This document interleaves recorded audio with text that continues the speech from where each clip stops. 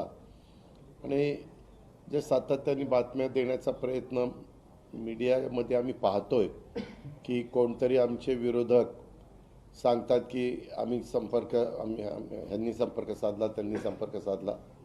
असं काही झालेलं नाही आहे. सगळ्या आमदार राष्ट्रवादी काँग्रेस पक्षाचे आमच्याबरोबर आहेत. हे अतिशय स्पष्ट चित्र आम्हाला आज पाहायला मिळालेलं आहे. अर्थात विरोधकांनी काय बोलावं तो त्यांचा अधिकार आहे.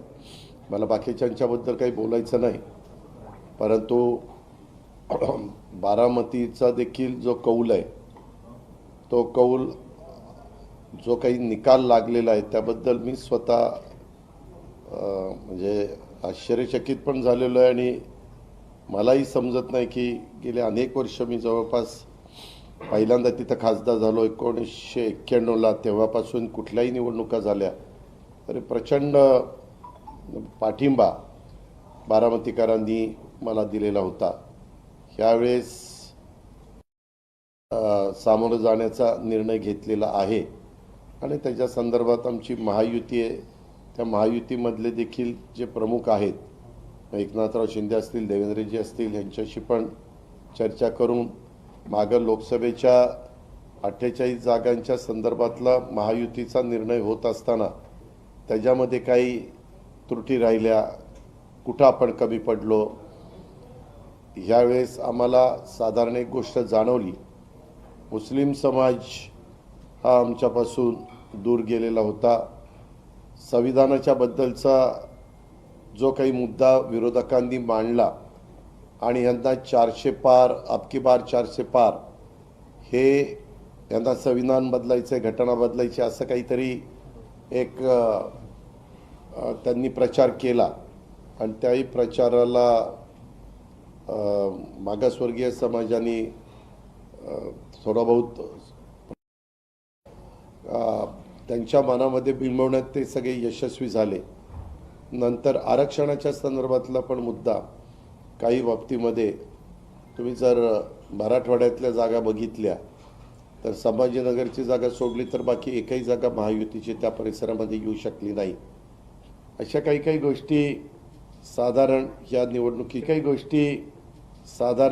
निवडणुकीच्या निकालाच्या निमित्तानं आम्हाला ज्या पाहायला मिळाल्या किंवा आम्ही आमदारांशी चर्चा केल्यानंतर, काही वेगवेगळ्या सहकाऱ्यांशी चर्चा केल्यानंतर त्या पुढं आल्या, त्याच्यातनं आम्हाला जी नोंद घ्यायला पाहिजे, ज्याच्यातनं आम्हाला काही निर्णय घ्यावे लागतील ते घेण्याच्याकरता आमची निश्चितपणे पुढची वाटचाल राहणार आहे.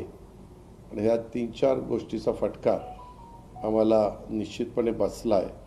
महायुतीच्या उमेदवारांना हे मान्यच करावं लागेल. शेवटी जनता जनार्दन सर्वस्व असते. जनतेने दिलेला कौल विनम्रपणे आम्ही स्वीकारलेला आहे आणि पुन्हा त्यांचा आमच्याबद्दलचा जो काही विश्वास कमी झालेला आहे तो विश्वास पुन्हा संपादन करण्याच्या करता आम्ही जीवाचं रान करू. पण जागा वाटप उशीर झाला किंवा भाजपकडून अशा पद्धतीने दबाव तंत्र आलं त्याच्यामुळे हा फटका बसलाय नाही. आता त्या बोलण्यात अर्थ नाही. ते आम्ही एकत्र मी आज अर्धा तास, पाऊण तास कॅबिनेट झाल्यावर एकनाथराव शिंदे साहेबांशी चर्चा केली. एकनाथराव शिंदे साहेबांशी माझी चर्चा झाली. अर्थात ती आमच्या युतीच्या संदर्भातली चर्चा होती. आज एक देवेंद्रजींना दिल्लीला जायचं होतं, त्याच्यावर ते व्हिडिओ कॉन्फरन्सिंगवर त्यांनी कॅबिनेट अटेंड केली आणि ते दिल्लीला गेले नागपूरवरून. उद्या सकाळी आम्ही पण दिल्लीला निघालेलो आहे. NDAचे सगळे प्रमुख लोक आणि NDAचे घटक असणारे सगळे खासदार यांना उद्याच्याला तिथं बोलवलेलं आहे आणि त्याच्यामुळं आम्ही जाणार आहे. तिथं गेल्यानंतर काही वेळ मिळतोच नाही म्हणलं तर दिल्लीत, त्यावेळेस थोडंसं देवेंद्रजी, आम्ही आणि एकनाथराव सगळे माझे सहकारी असे एकत्र बसून आम्ही त्याच्याबद्दलची चर्चा करू. पण माझं स्वतःचं मत आहे, एकदा अपयश मिळाल्यानंतर त्याच्यातल्या ज्या काही गोष्टी ह्या गोष्टीमुळं आपल्याला अपयश मिळालं आहे, त्याच्यात आपण कमी पडलो, हे आम्ही आमच्या लक्षात आलेलं आहे. त्याही दोघांशी चर्चा करून त्याच्यात जे काही दुरुस्त करायचं आहे ते दुरुस्त करून विधानसभेच्या निवडणुकीत अशा गोष्टी घडणार नाही ह्याबद्दलची काळजी खबरदारी महायुती म्हणून आम्ही सगळेच घटक घेऊ. दादा पण पण वोट अवघे ट्रान्सफरचा तीन फटका चार बसलाय का? महिने वोट उरलेले कारण आहेत. ट्रान्सफर झाले नाही. भाजपचे शिवसेनेचे बऱ्याच भाजपच्या ठिकाणी कमी लोकांनी मतं खाली पडलेली तुमच्या आहेत. आणि मतदारसंघामध्ये काम केलं नाही का अशी काही परिस्थिती नाही असं काही नाही. मी सांगितलं ना ह्याच्यामध्ये एकदा अपयश आल्यानंतर त्याला इतकी वेगवेगळी ह्यामुळं अपयश आलं तर मी म्हणतो की माझ्या स्वतःच्यामुळे हे अपयश आलेलं आहे. त्याच्यामुळे मला दुसऱ्याला कुणाला त्याच्यामध्ये दोष द्यायचाही नाही आणि काही त्याच्याबद्दल जास्त चर्चा न करता काय दुरुस्ती करायची ते दुरुस्ती करायची मानसिकता आम्ही ठेवलेली. सरकारमधून राजीनामा देऊन मी संघटनेसाठी काम करू इच्छितो. तुम्ही कशा पद्धतीने बघताय? कारण की तुम्ही उपमुख्यमंत्री आहात, ते उपमुख्यमंत्री आहात. त्यांनी तो विचार केला. मी त्यांना आज VC वर बोललो ते म्हणले उद्याच्याला ह्या विषयावर बोलू, उद्या बोलणार. अनेक सर्वे चुकले, अनेक जागा ज्या राष्ट्रवादीला हव्या होत्या त्या मिळाल्या नाहीत. हीच कारण आहेत का पराभवाची? कारण शिवसेनेकडनं देखील हीच कारण पुढे करण्यात आलेली आहेत. यामध्ये आम्ही कमी पडलो म्हणून आम्ही हरलो असं माझं मत. सर, पक्षाचे प्रवक्ते त्यांनी सांगितलं की तुमची जी जागा आहे बारामतीची ती आम्ही हरलो कारण बीजेपीने तिथे काम केलं नाही. कोण म्हणलं? अमोल मिटकरी म्हणा. नाही, अमोल मिटकरींना मी आज सांगितलं, अमोलजी मी तिथं 32 वर्ष काम करतोय, 33 वर्ष काम करतोय. आपल्याला जे कोणी ब्रीफिंग केलं आहे ते थोडंसं वेगळं झालेलं आहे. आपण असं बोलू नका, तसं काही झालेलं नाही. ज्याने त्यांनी आपापल्यापर्यंत काम केलं परंतु मीच कमी पडलो त्याच्यामुळे ते अपयश आलं. बारामतीकरांनी नेहमी साथ दिली. यावेळी काय झालंय कळलं नाही. नेमकी शरद पवार साहेब तुमच्या सोबत नव्हते म्हणून अशी घटना घडली का किंवा तुम्हाला साथ दिली नाही असं वाटतं का? मला त्याच्याबद्दल बारामतीत मी कमी पडलो हे निर्विवाद सत्य. आता ते कोणत्या कारणाकरता पडलो, काय पडलो हा थोडासा त्यांच्याशी चर्चा केल्यावरच काही लोकांशी मला ते कळेल. कारण तिथं जे म्हणजे सुप्रिया निवडून आली तरी ज्या पद्धतीनं सगळ्या तालुक्यात ग्रामीण भागात उत्साह अगदी बघायला मिळायला पाहिजे होता तसं काही बघायला मिळालं नाही.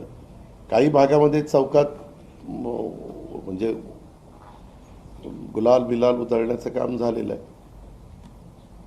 पण मी म्हणतोय ना आम्ही कुठंतरी कमी पडलो. दादा, अवघे 3 महिने राहिले आहेत विधानसभा निवडणुकीला. तुम्ही म्हणताय की लोकांमध्ये पुन्हा एकदा विश्वास निर्माण करायचा आहे. या इतक्या कमी कालावधीमध्ये हे धनुष्य तुम्ही कसं पेलवणार आहात? आम्हाला निवडणुकीची गेले 35 वर्ष सवय आहे. त्याच्यामुळं आम्हाला सगळे आम्ही एकोप्याने पुढं गेलो आणि मागं ज्या चुका झाल्या त्या दुरुस्त केल्या आणि मागं ह्या इलेक्शनला जो घटक आमच्यापासून बाजूला गेला त्याला पुन्हा आमच्याजवळ आणण्यात आम्ही यशस्वी झालो. का संविधानाचा मुद्दा हा केंद्राशी संबंधित होता, तो राज्याशी संबंधित नाही. त्याच्यामध्ये मी त्यांना सांगत होतो अरे हे संविधान कोणी बदलू शकत नाही. परंतु काय व्हायचं त्यावेळेसच्या सत्ताधारी पक्षाचा एखादा कुठंतरी खासदार देशात कुठे स्टेटमेंट करायचा आणि ते नेमकं सोशल मीडियाच्या निमित्तानं ते स्टेटमेंट आपल्या महाराष्ट्रात पण यायचं, इतर ठिकाणी पण जायचं. मग ते म्हणायचे काय तेच लोक त्यांच्यातला एक तर खासदार असं म्हणला. बरं, एखादी व्यक्ती उद्याच्याला आमचा राष्ट्रवादी काँग्रेस पक्ष आहे, एखादा आमदारांनी एखादं स्टेटमेंट एखाद्या तालुक्याच्या ठिकाणी केलं म्हणजे ते पक्षाचं स्टेटमेंट असतं अशातला काही भाग नाही ना. आम्ही तर सगळे सांगत होतो की असं होणार नाही, कदापि होऊ शकत नाही. पण लोकांनी त्यांच्यावर जास्त विश्वास ठेवला. दादा पाटील यांनी केलेलं ते वक्तव्य जे आहे ते महागात पडले असं वाटतंय? पहिल्यांदाच सांगितलं होतं, आज नाही. माझ्या मागे मी बोललो की बारामतीमध्ये येऊन मी पवारांना पाडायला बारामतीमध्ये आलो आणि ते पण असं हे करून लोकांना नाही आवडत. दादा, एक सवाल मैं आपसे लूंगा हिंदी में. एक नैरेटिव फैलाई जा रही है कि जिस प्रकार से महाराष्ट्र में तोड़फोड़ की राजनीति हुई, पार्टियां टूटी और इस वजह से जो है ना तो आपको ज्यादा साथ मिला ना तो एकनाथ शिंदे जी को साथ मिला, तो आप इसे अपनी गलती मानते हैं और क्या इस गलती को आप सुधारने के लिए वापस से पवार साहब के एक पास एक एक जाएंगे? एक मिनट, एकनाथ राव शिंदे जी को ठीक तरह से सीटें मिली है। उनकी मेरे ख्याल से 7 सीटें आई है, 50% आई है। दूसरा, ये महाराष्ट्र में पहली दफ़ा नहीं हुआ। आपको शायद मालूम नहीं होगा, 78 में आप छोटे होंगे, लेकिन 78 में देखिए भी ऐसा हुआ था, तब भी ये सब सभी महाराष्ट्र को मालूम है। लेकिन क्या होता है, जब कभी अपयश आता है तो लोग बोलते हैं कि इसी कारण ये अपयश आया है। दादा, ते 400 पार जे narrative केलं, त्याचा फटका पडला कुठेतरी. हिंदी में होणं होतं. अभी हिंदी में होणं होतं. 400 पार अभी हिंदी में होणं 400 पार ते तर सगळीकडे झालं, अबकी बार 400 पार. ते बाकी त्यांनी काय सांगितलं विरोधकांनी, ह्यांना 400 पार कशाला पाहिजेत, ह्यांना संविधान बदलायचं आहे, ह्यांना घटना बदलायची, ते ते हे झालं. ते आता ठीक आहे, ते झालं. आता ते उघडत बसण्यापेक्षा आता पुन्हा ज्या चुका झाल्यात त्या दुरुस्त करायचं आणि पुढे जायचं. भाजपच्या आयडियोलॉजीला फटका कुठेतरी दोन पक्षांना बसला. जिसमें विश्लेषण कर रहे हैं कि आप लगातार काम कर रहे थे, दावा कर रहे थे कि आप जीतेंगे, क्या वो वजह है जिसकी वजह से आपको लगता है कि जनता ने आपको वहां पे स्वीकार नहीं किया? शरद पवार कह रहे थे कि मैं पिछले 50 साल से बारामती को जानता हूं, मुझसे ज्यादा बेहतर कोई और नहीं समझता। ठीक है, अभी आज तो उनका कहना सही निकला है, मुझे मंजूर है. एक सवाल और है, विश्लेषण कैसे करें दादा? लगातार कह रहे हैं कि कहीं तो कमी रहेगी, कहीं नहीं, मैंने कहा ना कि शेड्यूल कास्ट, वो संविधान के बारे में जो इशू निकाला, इसके कारण बैकवर्ड क्लास हमारे से दूर हो गए. माइनॉरिटी में तो इतने सुबह जल्दी 7 बजे वोटिंग शुरू हुआ था तो लाइनें लग रही थी, ऐसा कभी होता नहीं. लेकिन उनको ऐसा लगा कि अपने को अभी भारत देश से ही निकालने वाले हैं, ऐसे कुछ भी न्यूज़ फैली गई. बीजेपी के साथ आने की वजह से आपका नुकसान हुआ है क्या? हमेशा है, आपने भाषण में, आपके जितने भाषण थे, आप हमेशा ही माइनॉरिटीज की आप पैरवी करते नजर आए. क्या वजह रही कि आप जब इतनी बातें कह रहे थे आपके साथ खड़े नहीं रहे और वोट शिफ्ट नहीं हुआ आपकी वजह से? ये जो हुआ है वो सही हुआ है, ये आप बोल रहे हो वो सही है, लेकिन वो दुरुस्त करने की हमारी पूरी कोशिश रहेगी. हम इसमें कम पड़े हैं, ये सही है. विधायक नहीं आए आप, दादा कुछ हाँ? विधानसभा चैलेंजिंग है आपके लिए? विधानसभा में हम जो महायुति के घटक है, जो पार्टियां है, उन्होंने सबने मिलके जल्द से जल्द कुछ डिसीजन लिए और वो डिसीजन लेके लोगों के सामने गए तो हमें अच्छा यश मिल सकता है. शरद पवार ग्रुप में जा सकते हैं वहाँ, वो उनको बुलाया? आज मैंने सभी विधायकों के साथ बात की, सभी ने बताया कि हम आपके साथ ही रहने वाले हैं, पार्टी में ही रहने वाले, सब मिलके ये परिवार है, ये परिवार हम आगे लेके जाएंगे. पार्टी अलग अलग जो मुद्दे रहे, परिवार अभी भी आपके साथ आ सकता है क्या? और आप किस तरीके से देखते हैं? नहीं, ये देखो, ये चुनाव के बारे में प्रेस कॉन्फ्रेंस है, ये परिवार के बारे में वो हमारा आपस का मामला है, वो तो सही है.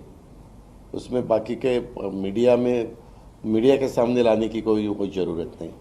पार्टी के बारे में जो कुछ कहना है वो मैंने कह दिया. ये जो रिजल्ट आया है उसके बारे में जिम्मेवारी मेरी राष्ट्रवादी काँग्रेस पार्टी में की मैंने खुद ने. आपल्या सर्वांचे आभार. धन्यवाद. भाजपच्या आयडियोलॉजीचा फटका आपल्या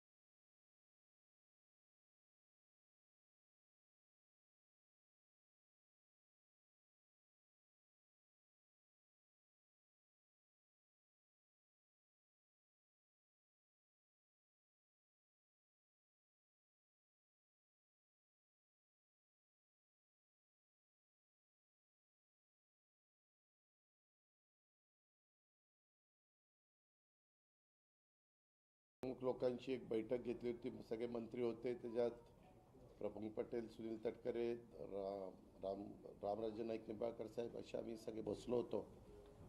आणि एकंदरीतच साधारण हे निकालाचं कशामुळे असे निकाल लागले, काय निकाल लागले याच्याबद्दलची चर्चा केली.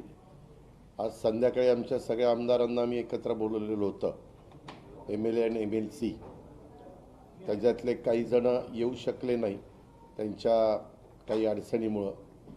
बाबा आत्रामांचं ऑपरेशन झालेलं आहे, कोणाच्या काही दुःखद घटना घडलेल्या आहेत, अशा काही कारणांच्या निमित्तानं. परंतु जे येऊ शकले नाही त्यांनी पण फोनवर संपर्क साधला आणि जे सातत्याने बातम्या देण्याचा प्रयत्न मीडियामध्ये आम्ही पाहतोय की कोणतरी आमचे विरोधक सांगतात की ह्यांनी संपर्क साधला, त्यांनी संपर्क साधला. असं काही झालेलं नाही आहे. सगळ्या आमदार राष्ट्रवादी काँग्रेस पक्षाचे आमच्याबरोबर आहेत. हे अतिशय स्पष्ट चित्र आम्हाला आज पाहायला मिळालेलं आहे. अर्थात विरोधकांनी काय बोलावं तो त्यांचा अधिकार आहे, मला बाकीच्यांच्याबद्दल काही बोलायचं नाही.